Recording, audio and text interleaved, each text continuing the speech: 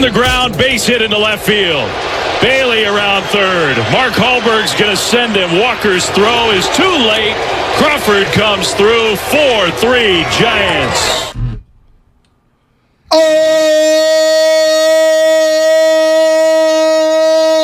baby, what a win for the Gigantes last night in St. Louis, 4-3. You heard our main man, Dave Fleming, on the call.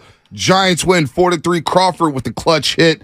Man, what a hit for him in that ninth inning, top of the eighth. Camilo Duvall comes in for the 4-out save. Webb battled, kept the Giants in the game. And that's how you start a road trip. All of a sudden you look, and the Giants win 2 in a row here. Can they get going here in June? Will there be a June swoon? Giants win last night. We're going to talk to Kirk Rueter in just a second as we say good morning to everybody out there getting off their graveyard shift. Good morning to all the truck drivers. Ron and Hayward, we see you. We're coming for the Dodgers, Ron. We're coming for you. Good morning to all the people getting ready for work. If you're at work, what is happening?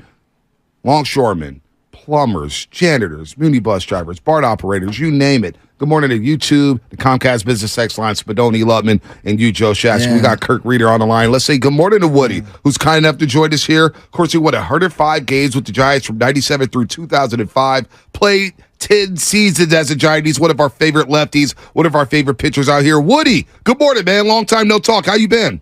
Hey, I am doing great. I hope you guys are good. Always good when the Giants win. Absolutely, and last night was a lot of fun. Now, did you attend the game last night? I know you got the shed out there. There was a big – we knew this because we grew up as Giants fans, of course, here in this market. And whenever you guys would go to St. Louis when you played, they always talked about the shed. So what is going on with the shed? Did you actually go up to Busch Stadium? Did you have some guys down at the shed? What's going on this weekend or this week in St. Louis? I actually did not go last night. I had a bunch of guys asking if I was coming, but I have to go tonight because I have to throw out the first pitch. Oh, nice. Game tonight.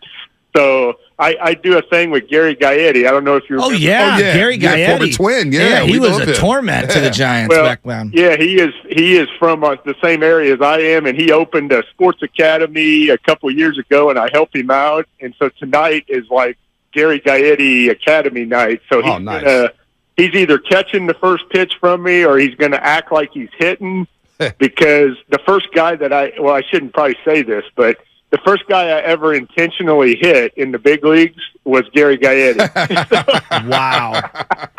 Wow. So we've had a good joke about that, and I tell him that he still owes me $250 I got fined when I was with the Montreal Expos. Yeah, he's one of those guys that I remember him at the end of his career, Cardinals and Cubs, back to back. It felt like he killed us. He hit a home run. I know he reminds me of that all the time too. In that 1-game playoff in Wrigley Field, he hit a home run off of us, and actually the last home run he ever hit, and neither of us knew this until we got back together here the last 3 years. His last career home run was off of me. No way.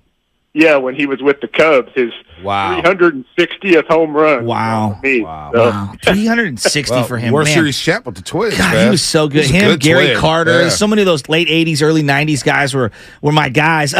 As we stick with the catcher's position, I'm watching this kid, Patrick Bailey, and I don't know how much you've had an opportunity to see him. Obviously, anybody that's coming out of the shadow of Buster Posey, it's going to be difficult. This kid defensively is phenomenal, and then he has a knack for driving in runs. I really like the maturity and what I'm seeing from this guy. I'm getting poor man Will Smith vibes, the kid with the Dodgers right now, from Patrick Bailey. Like, I really like this kid. Yeah, he's well, and that's probably the hardest. I mean, everything's hard when you're first coming up to the big league to try and get established. But when you're a catcher, I mean, so many things, run through you. I mean, you're basically controlling the game, and you got to try and learn, all these pitchers. I don't know how much time, he probably got in spring training or anything to really work with all the big league guys. And it's a hard job, and you got so many things running through your head.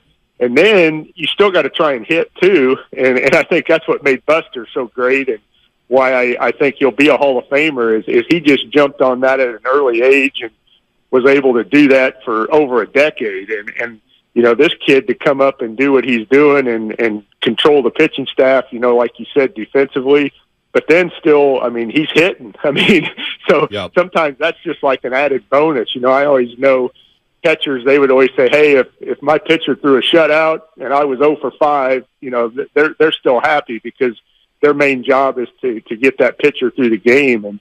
But he's come up and been able to do both. So it's been really impressive. Kirk Rueter here on the Morning Rush on 95.7 The Game, former Giant, won 105 games with the Giants, one of the best eras of Giants baseball we've had here in San Francisco. What do you think about the pitch clock? How would you, the rule changes? Quick. It feels like, you move quick, you play quick, Woody. I like the pitch clock. I'm enjoying it. Are you enjoying it? And how would you have handled the pitch clock if it was implemented when you played? Oh, I enjoy it because, yes, I don't think it would have bothered me too much because usually guys tried to step out on me or, do something to break my rhythm. Or I even had umpires, if it was a nationally televised game, like if we were doing Sunday Night Baseball or Fox or whatever, they would tell me in between, hey, Woody, don't go out that fast because you can't start anyway because you're on the TV time. So, because even between innings, it'd only take me like 5 pitches and I was ready to go. I was ready to pitch. So I think I would have loved the pitch clock just because it would have sped everybody else up. It would have, like tonight, I'm going to the game and my daughter, my youngest, I know she'll be ready to go like in the 4th inning. But I kidded her the other day. I said, hey, Hal, the games aren't 3.5 hours. Yeah. Here. I said, it might only be 2.5 hours, and we'll be ready to roll.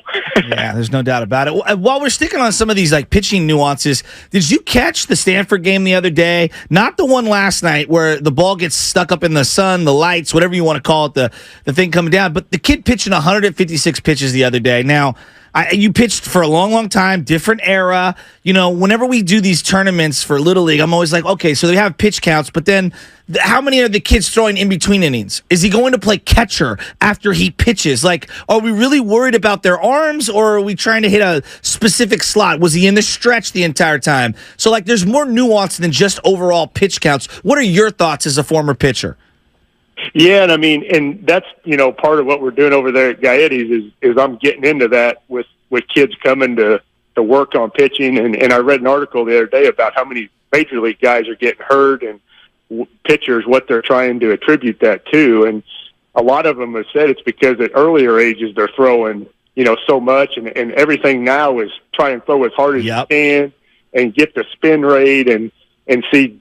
Me, I was more of a control and try to hit my spots and get them to hit the soft contact. And I think that's kind of been lost a little bit. And unfortunately, I watched it the other night. I was watching some when Hendricks was facing the Giants for the Cubs. Right. And he made it look, pretty easy by throwing. I don't know if he was throwing over 86, 87, but just pitching the contact. And I don't think a lot of kids are getting taught that now. They're just taught throw it as hard as you can and spin it, and hopefully they'll swing. And because hitters are trying to hit the ball out of the park more, I think now than in our era. And I would like it to go back to hey, hit your spots, command the zone, and maybe you don't have to throw 100 pitches in 4 innings. How many do you think you averaged in a game, Woody? Approximately. What was your number back in the day? Pitches? Yeah. Oh, I bet if I got close to 100, they were taking me out. Just because, and I always kid it, Dusty, we'd always laugh because I might have had 1 or 2 complete games in my career with the Giants, but I remember one game I could have had one. I was throwing, and I was laughing with Bake the next day because I said, "Come on, Bake, I don't get many complete games." And then he explained to me, he goes, if you were me, he goes, if you had Rob Nin throwing 100 in the bullpen, or you on your 105th pitch throwing about 85, who would you leave in the game? And when he explained it to me that way, I was like, okay, yeah, put Ninner in and let him finish. 2 complete games under Dusty Baker for you, Woody, back in 1998, 1999. You got 4 overall, 2 at the Expos, of course, and 2 at the Giants. We're talking to Kirk Rueter, who's on the Giants Wall of Fame down the street at 3rd and King at Oracle Park. We're talking about the Giants right now, but the Barry Bonds documentary is coming out, and I'm really looking forward to it. Shasky's looking forward to it. We love the Willie Mays documentary, but the Bonds doc is coming out. And is there something you're looking forward to learning from it? Or do you know everything about Barry Bonds? When you watch this documentary, Woody, will you sit back and be like, oh, yeah, I already knew that. This is nothing new. I know a lot probably, but I hope it gets to how good he was. Like I think, and I tell people all the time, because obviously St. Louis, I'm in St. Louis, they don't like him because he broke Mark McGwire's record. Right. So I'm always having to defend B here in St. Louis. But I tell people, I'm like, hey, he was got a bad rap because he didn't want to do all the stuff that people wanted him to do, like the media and everything. I said, because they would have talked to him every day. I said, he could have had 20 guys wanting to talk to him every day if he would have wanted to do that. And I said, I think I'm a pretty good guy, but there's no way I would have wanted to have to do what he did all the time in his career. And so with the document, I hope whoever's doing it sees that, because to me, I loved him. I mean, he was so good to my family. And he always came out to the shed when we would come, like you said, come to St. Louis. Mm-hmm. And he just loved coming out there and being out there with the guys. And I hope that side comes out a little more than probably what everybody, the fans and media, and that they didn't get to see from him when he played. Did you get approached for it? Sorry, Shaska. Did you get approached or get interviewed for that documentary at all? I have not, not yet. So, but yeah, I don't know who they're going to get, because I saw that I don't think Barry, they had said they didn't have him like on board yet to talk. Huh. So I don't know what they're doing the documentary off of or how they're doing it. But like I said, I hope they get with somebody that knows him, outside of just being a media guy or something like that knows him, because like I said, he was great to us and our family. And I know he still had yelled at my daughter, my oldest, because he always says he's her godfather, and he was telling her, this was a few years ago, she was dating somebody, and I didn't even know he talked to her, and Hope had said, hey, Barry was texting me on Instagram saying, hey, I didn't approve of that guy you're with. So, I mean, I hope people get to see that side of it. So, like, you're talking about, like, how people kind of have the wrong impression on him. Is there an element to him, like, whether it's his humor or whatever, that would really shock the normal person? Oh, gosh, yeah. I mean, if you're around him, I mean, like, I was with him almost 10 years. I mean, and like I said, he was great to us, and I always had a great time with him, and just stuff that he would do. Like, and obviously I'm a huge collector, as you know, with my shed, and I have so much of, between him and Willie Mays, that's probably half my shed stuff between Barry and Willie. And a lot of guys would always say, oh my gosh, Barry, he gives you stuff, or he'll give you. And I'm like, well, I said, he just laughs. I said, when I ask him for it, I said, he knows I live out here in the middle of nowhere. And he'd always kid me like, oh yeah, Woody, go put that in the shed. You're way out there. People never see that stuff out there. That's hilarious. But he gave me stuff and always signed stuff. And I just treated him like anybody else. I mean, and I think that's what he liked. He'd just laugh and be like, oh gosh, you want me to sign something else? On their worst day, Woody, on their worst day, who was more surly? Jeff Kent or Barry Bonds? On their worst day? Oh, I don't know. Hey, on my worst day, I could probably be as bad as if you caught me after a North Carolina loss to Duke, I could probably be way worse than Barry and JK. Jeff Kent, he's interesting, man. I've been fighting for Jeff Kent. I just want him back around, because I don't think people understand the 5-year run he had with you guys. He put up some of the best numbers we've ever seen from a second baseman. Now, Altuve's come around and done some great things. Yes. But Jeff Kent was so dynamic, and I don't think a lot of people show him a lot of love out here in the Bay Area, Woody. Jeff Kent was a baller for you guys, and that big trade by Sabian to trade Matt Williams away, a fan favorite, and bring in Jeff Kent. I mean, he looks like a profit after that deal. And Jeff Kent, we just kind of want him around. Do you keep in touch with Jeff Kent? Have you heard from him? What's going on with him? I talked to him when he had his birthday. I talked to him, and he was the same as he had always been. And you won't get me to say a bad word about JK either, because we would always take his daughter and this is telling you how old I'm getting, though. Now she got married a couple, 2-3 years ago, but we would always take her because we didn't have kids yet, and we'd babysit for her and take her to Chuck E. Cheese. Oh, that's awesome.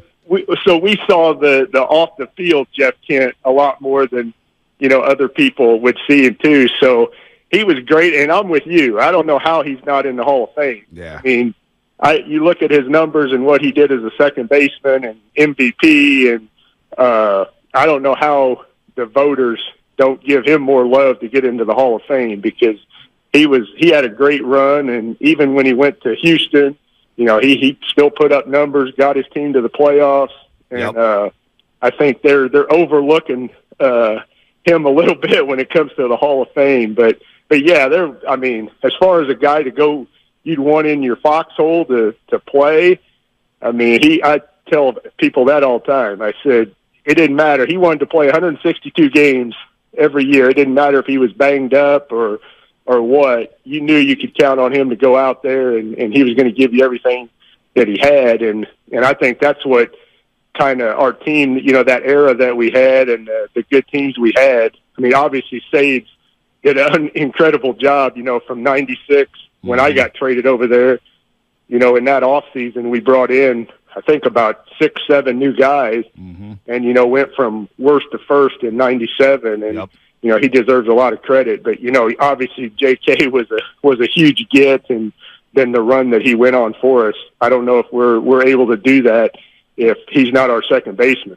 All right, Woody, tonight, man, you better throw it across the plate, good luck. throw it right down the middle. If you need to take a little bit off, go ahead and do that, man. You can't end up like 50 Cent or something, right? Or E40. I don't see it. I hope you don't see it, because I've told people the only way people would probably see it is if I do something stupid, like if I hit Fred Bird in the head or something like that, then it might be on TV. So hopefully you guys don't see it. No doubt. Kirk Rueter, we always love talking to you, man. Thanks for sharing some stories. And Giants are playing some good ball right now. Let's see what they can do tonight in St. Louis. Have a good one, Woody.